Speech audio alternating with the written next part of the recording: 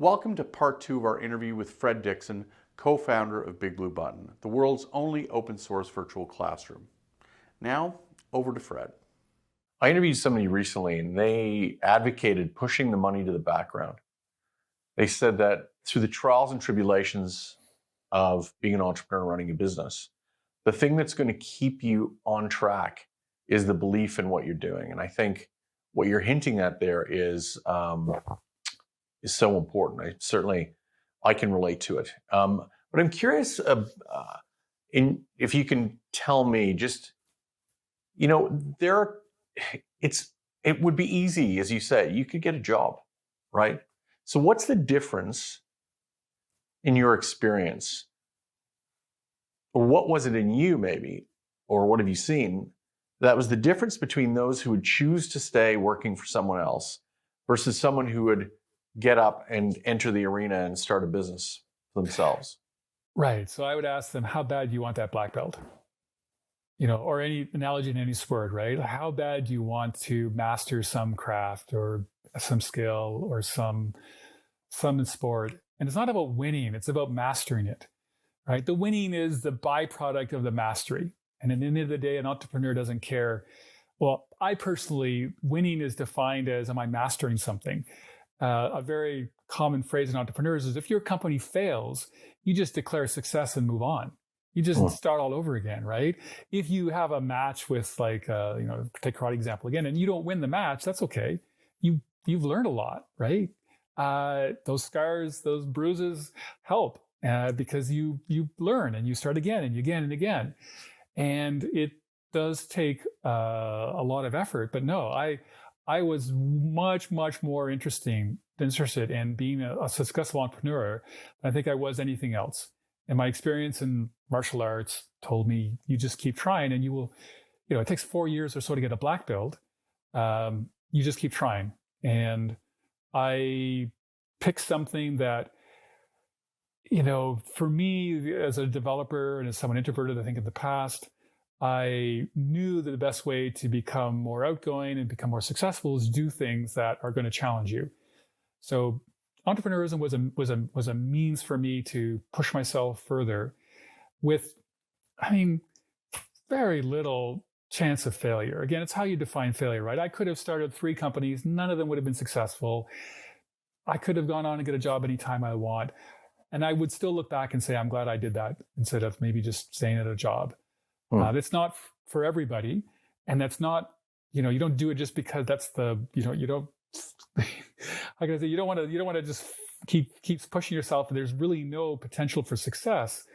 But I'm very fortunate that, we live in a society where entrepreneurism is celebrated. There was lots of entrepreneurial opportunities back in 1995, back in 2007, back today. And I guess the thing you realize over time is that it's a lot of little things that add up with some really key values. Because I think you were kind of hinting at, if you don't have value, if you don't have a reason why you're doing something, it's easy to stop or it's easy to get waylaid. And I really want this project to be successful, and it has been. And when I say this project, there's actually 2 things at play. There's the open source project, BigBlueButton, which we started 13 years ago. And it's in use all around the world, localized in 55 languages. And then there is the legal company, Blindside Networks, which I started with my co-founder to provide the means for universities and colleges to deliver their classes online. And we believe strongly that education is key to the future, to enable people to have an online education of high quality. We built this software, BigBlueButton, and we provide the means for universities around the world to do it and generate revenue from that. And that revenue goes back into improving BigBlueButton. And as an open source project, we have people all around the world that work on it. And that's the fun part. That's the part where, you find out that in Baden-Württemberg, a state in Germany, that they had set up 4,000 BigBlueButton servers to service 3,000 schools. And they would peak at times with 185,000 concurrent teachers and students. And I didn't know about that. They built that with the pieces of software that we created. So what what does entrepreneurship mean? Yes, there's probably some financial benefit if you're successful, but you can't replace those experiences where you find something that you did, which you hoped would improve people's lives around the world and enable something they may not be able to do, actually turned out to be the case. You know, it's funny, just to go slightly off tangent, a good friend of ours is a fine artist, and she's an American living in the UK, and she was called up for jury duty. And now her whole existence has been in the fine art community. She's a professor of fine art. She has exhibited her work all over the world, sells work, is commissioned to do work, you know, but she occupies such a different world than the business world.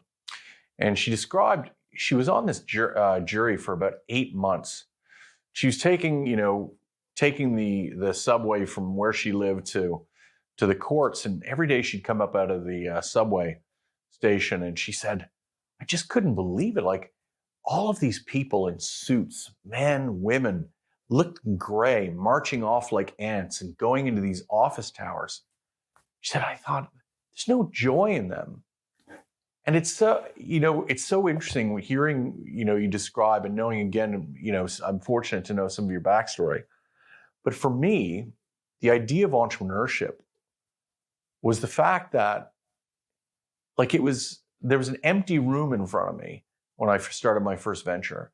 And I wanted to fill that with experiences. I wanted to be able to look back in my life and feel like I'd done everything I could. And honestly, so many sleepless nights that you have as an entrepreneur, you can relate to this. So much uncertainty, success and failures. There is no certainty really in being an entrepreneur. But the one thing you do earn at the end of it all is a rich experience from it. And so the contrast of not having to get up and march off with my suit into that office building, hearing my friend describe it, has been worth it all. From my perspective. I'm curious though, with your business, you deliberately decided to challenge the conventions of how you created the software product. Instead of just creating a product like most do, you actually decided you were going to bet on the open source platform. I'm curious about that. Like, why did you choose that route? And what was the benefit that you felt that you'd gain through that? So you're going to laugh. At my first company, we raised $13.5 million. A lot of that money went towards marketing. And it was like, this is really expensive. Now, it was a different time. And my thinking was, well, what if we just had poured that money back into making the product better? Well, the problem is you still need to be known in the world, right? Like, nobody knows about you. They're not going to use you. So one benefit of open source is that if you create a successful open source project, you create a multiplier effect where other people start to use it. They start to build upon it. They tweet about it. They blog about it. They write about it. And most importantly, they use it. And in that usage, you get potential customers. You get people who are maybe advocates of your product, who share it with other people. You get companies who may want to improve it and contribute back those improvements. And you get customers who may just pay you to improve it. And that's what happened in the early days with us. The bet was that if we created something that other people wanted to use, if it scratched a niche, then even though it was probably fairly simple back then by today's comparison, it enabled people to look at it and say, look, I want that, but I was initially planning to build it, but you guys have already built 80% of what I want. It's going to be cheaper for me to just get you to do the last 20%, and then I can just use the software and go off and build my business. And that happened over and over again. So we would get paid to improve the product, like, the product's great, but it needs this feature, or, this part isn't working for me. Can you fix it? And so we were able to create awareness of our product. We were able to create a commonwealth around it where it was in other companies' interest. It was in other developers' interest, other universities' interest to improve the product, because those improvements went back in the core and then therefore got improvement. It was in a commercial interest of a company to say, look, I'll pay you to do this.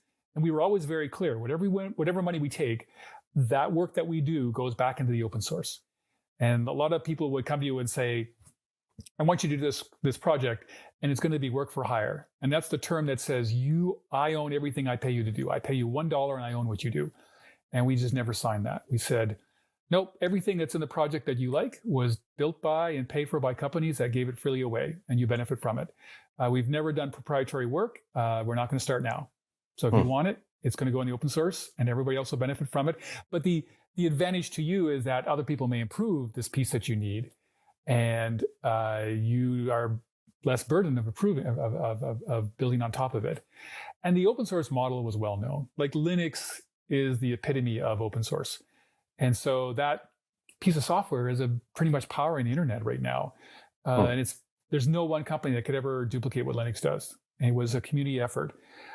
It's the extreme example, but the more mainstream example for projects that are successful, like we could take something like WordPress, which powers probably 40% of the internet. It's an open source content management system. I mean, it just started off as a pet project.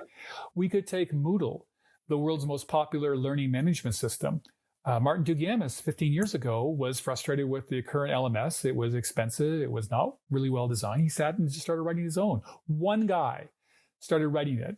And over a couple of years, more people came around it.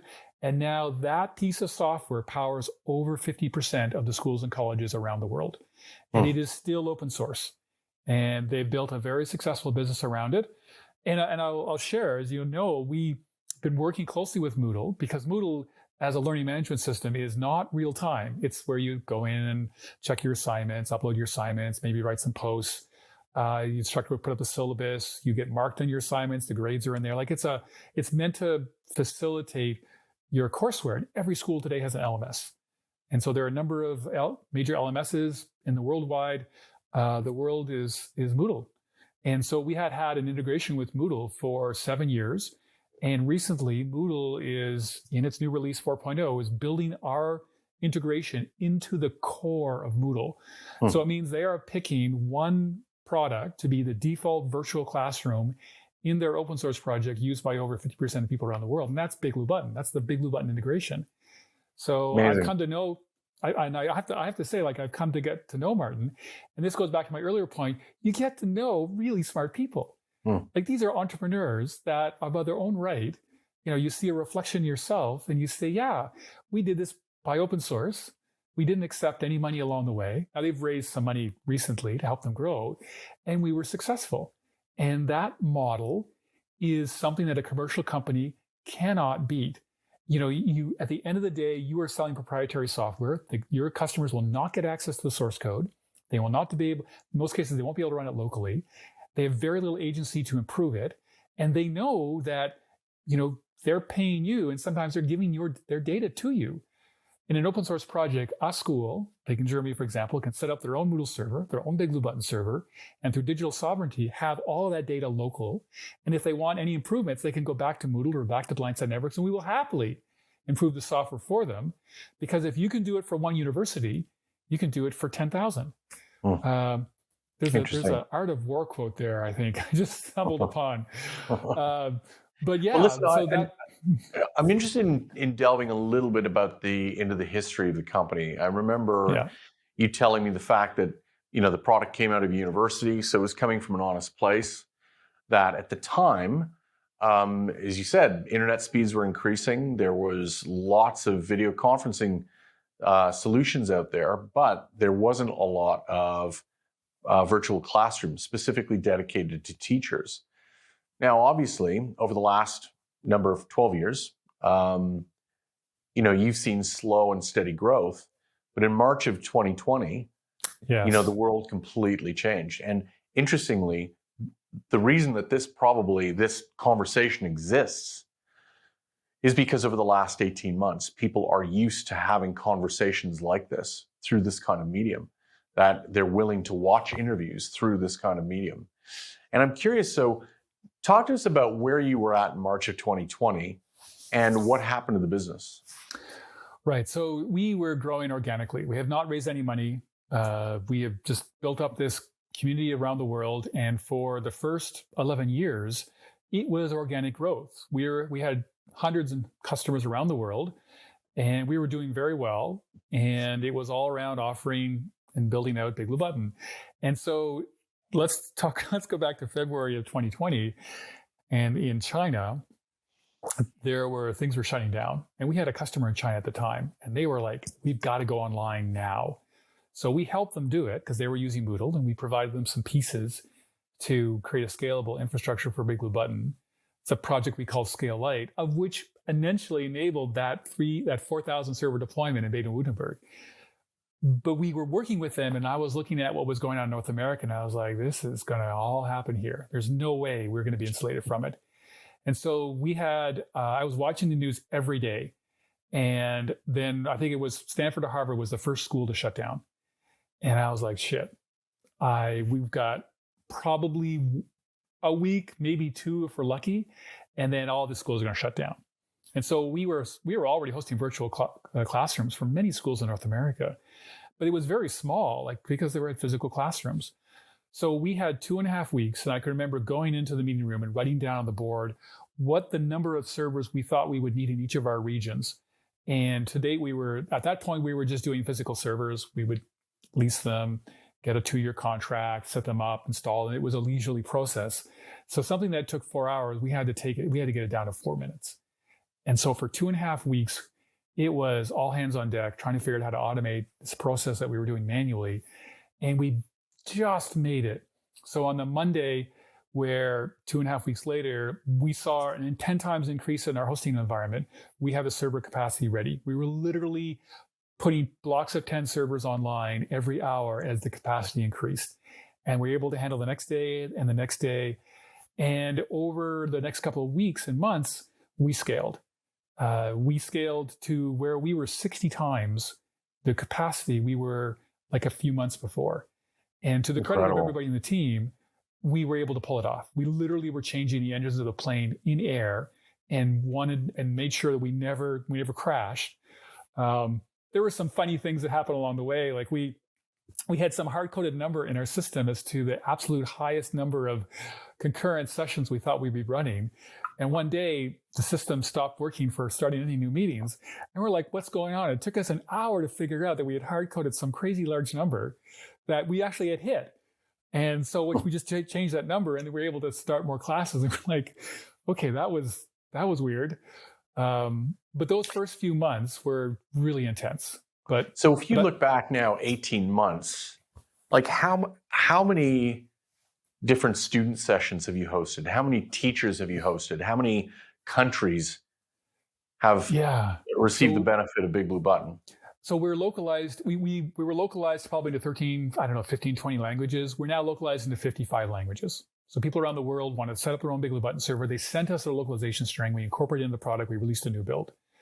We've had probably, I think the last thing was like 2 billion minutes in one of our regions, 2 billion minutes of online classes, which is insane. The number of, I don't have it off the top of my head, the number of students and the number of teachers, but that is hundreds of millions of classes that have gone on in our systems. And that's just the ones we host.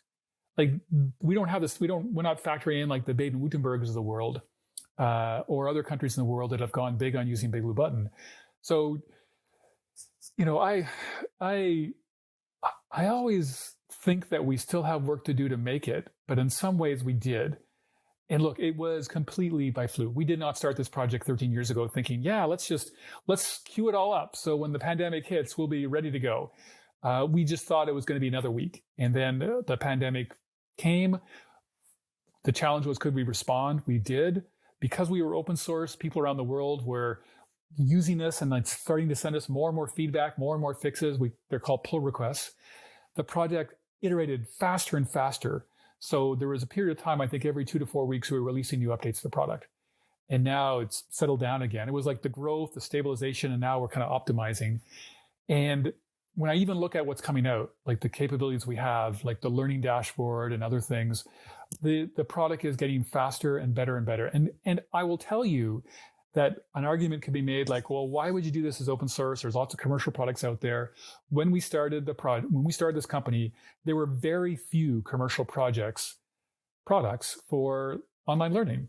I mean, there was about 150, I found a list, there was about 150 commercial web conferencing systems. There was very few for online learning, and there was only one other, which went away, that was open source. So we were in a market where we were pretty much the only open source option in a growing market. I didn't know how much it was going to grow at the time. And then the challenge was, okay, if we could build this out that we actually provided something that could be used, you know, it allowed teachers and students to go online.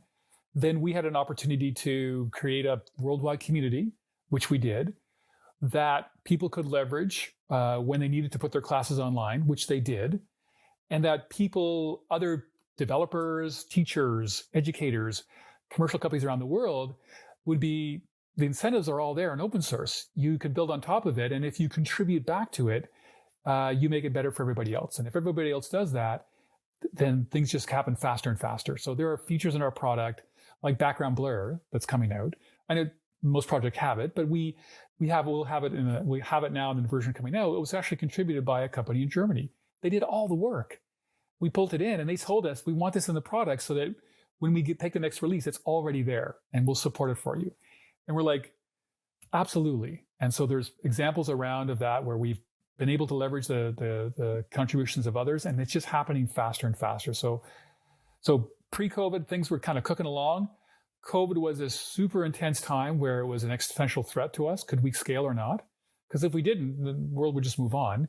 We did, and we managed to solve the problem that we set out to solve, in that we would create something that would enable a school anywhere in the world to set up a BigBlueButton server and provide their students access to teachers online over the web in a way that deeply integrated with their LMS, allowed the teacher lots of ways to engage the students for pedagogical reasons, and gave them analytics in terms of what was going on so they could improve how they teach.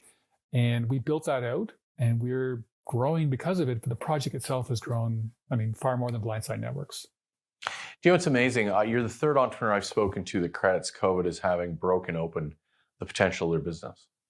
And there's a suggestion that basically you need social or structural change to really create the environment for rapid innovation. And I can't help but think that, prior to COVID, there were businesses like Coursera. There was, universities were offering online learning. Coursera offers, courses. And again, there was a reasonable level of adoption. But I think what's happened in the last 18 months is the way that we now conduct business. And I think that the acceptance that you can reach every corner of the globe through this device, whether it's a laptop or whether it's a mobile device, to deliver learning, education, I think it's been accepted that is possible. But there's a gap. There is a gap because we've got a generation of teachers that don't necessarily understand, how to use the technology. And you've got, uneven levels of technology adoption or availability on the part of the end user. So I'm curious, what do you think is the big opportunity over the next 5 years, and what is it going to take to get there? So it is. I think it's the same vision, or the reason we created this company and open sourced our core product for virtual classrooms, only accelerated. The world is moving online. It's accelerating faster and faster. And COVID was a forcing factor. Like, it wasn't optional to move online. The schools had to move online. For better or for worse, every teacher has taught online if they were at a school that the students couldn't reach, and they had the means to reach the students over the web. And all the students have had experience. And look, I will say, this is not the ideal, right? It was really rough. A lot of teachers struggled, a lot of students struggled. And we believe that the real opportunity is to take a hard look at where those struggles were and keep aligning the product to what the teacher's trying to do and what the student's trying to achieve. And when you look at the world of online teaching, if you just say, I just use video conferencing for that, that's not well suited. There's no pedagogy built into video conferencing. There's no awareness of what the purpose is of the session. It's to teach and learn. It's not to just do tasks. Not like a company, like, how's your project today, Stan? It's to teach, and the teacher's role is very much different than that of a manager. Like, they're a coach. They're a mentor. They're trying to impart knowledge and understand where each student is in the learning process and get them to the next stage. And they care about the students. So the environment for online teaching is far different than video conferencing. You need a baseline of audio, videos, slides, chat, and that. But if that was all it is, and then if someone told me that, okay, the state of the art of video conferencing today is all you need, there's nothing left to do, it's perfect for online learning, I don't think you'll find many teachers agree with that. I think that a lot of teachers would be frustrated with what they've had to go through. And I think deep down they would realize that, okay, teaching online has a place. It is not meant to replace physical, but there are advantages of teaching online. Like you can reach students anywhere in the world. The students can connect from any device. You can have individual moments with students while you're at the same time with the class. You can switch your context so quickly in an online class, which you may not be able to do in a live class. And it's recorded for later on viewing. There's multiple opportunities around improving the experience for teachers and students online that have not yet been realized. And so I would argue there's nothing to stop Google and Microsoft and Teams and Zoom from doing that. And they are. They've all come into the market and they said, hey, let's use our software. But I believe that if you continue to focus on the needs of the teachers and students, and you mix that with an open source project that is adopted around the world, localized in 55 languages with over 100 developers that have contributed to it, and that pace is only increasing, that I think we can create the world's best and continue to create the world's best online virtual classroom, bar none. And because we're focused about it, we're passionate about it, we have a community of world around it, and we've demonstrated that in the most worst possible stress case. Let's just turn off all the classrooms and see what happens. BigBlueButton was there for universities and colleges and K-12 and companies around the world that they could reach students that might not otherwise reached. So at the end of the day, that's what inspires me and the people in the project, and that we know that we're offering a social benefit around the world. And at this time, Rob, the world and the people around the world need all the help they can get. That's true. I like to think that there's a young girl in Afghanistan that's taking a class online, and they're doing it through BigBlueButton, and if they otherwise might not have. And if we can provide one student that type of experience, we can do it for every student in the world. Well, my friend, that is a great way to end this. I just want to say thank you again. I find the entire story and your intention with BigBlueButton and Blindside Networks inspiring. And I hope, what's interesting ultimately is the fact that you were one person, you saw an opportunity, and you've, as you said, in the last 18 months, there have been millions of students who have benefited from the use of your product. And that was a journey that began with an idea. And today it's helping change the world in small and large ways. So I just want to say thank you very much, Fred. I really appreciate it. And I know others will as well. Thanks, Rob, for the chance to share it. Thanks so much for sticking to the end of our two-part interview with Fred Dixon, co-founder of BigBlueButton.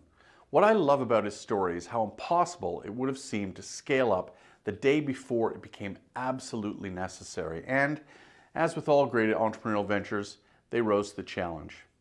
I'd like to give a big shout out to my amazing sponsor, the Innovation Hub at Carleton University, dedicated to helping create the next generation of leaders. Find out more at www.carleton.ca/innovationhub.